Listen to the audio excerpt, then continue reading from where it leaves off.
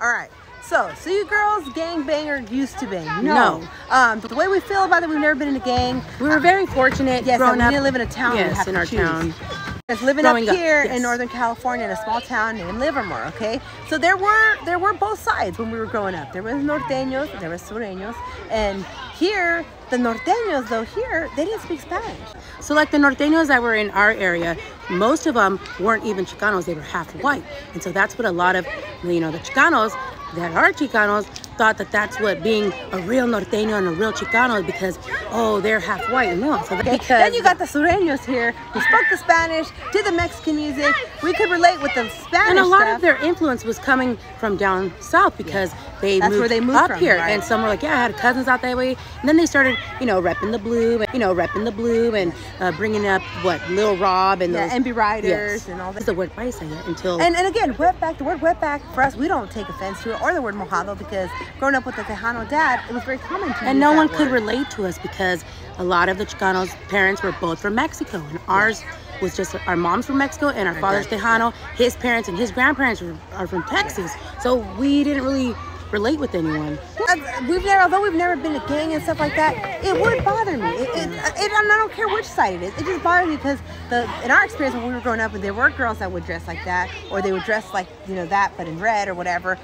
As soon as somebody would call them out, like, hey, so what's up with it? You in a gang? And they're like, oh no, I'm just Chicana. I just like the colors. Like, no, you don't, because then why would you be wearing those colors? Yeah. So that's just the way I see it. Or they go out of town and they keep it neutral colors. And I'm not anti-gang. I'm not anti-gang. No. I feel like that's a very sacred thing. If you're going to make that decision, you need to it should be respected for those who did pave the way and did live that lifestyle. But I just think now you see it so much now. All these youngsters, everyone, or I used to be in it, but they're still dressing like that. It's like if you left that. We have these opinions because it just never made These sense are always the conversations though that come up when you're talking about Mexicans, when you're Chicanos, Chicano, when you're right? Chicano, because that's the stereotype. Yes. Everyone's a gangbanger if you're Chicano or Mexican, right? Or you have a family member that's a gangster, or you have a. Now you see them on social media and they're like all flamed up in red and they're repping certain things, and then they're banging Lil Rob, Miss Crazy. Makes no sense. So are we missing something? That's what I don't. And then we got another comment saying that nobody cares about the colors. Well, then that's fine. Yeah, that's over there. Too. That's okay. But I'm talking about up here. In our experience, growing up, that's how it.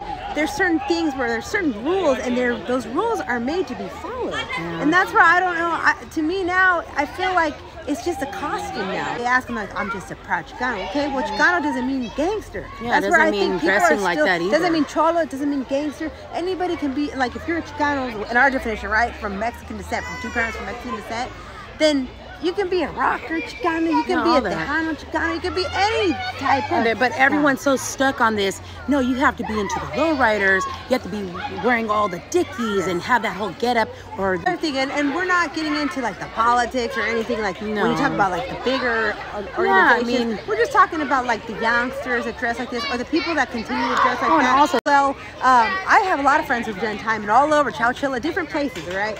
And all of them, doesn't matter, like you said, it doesn't matter what you banged out in your hood.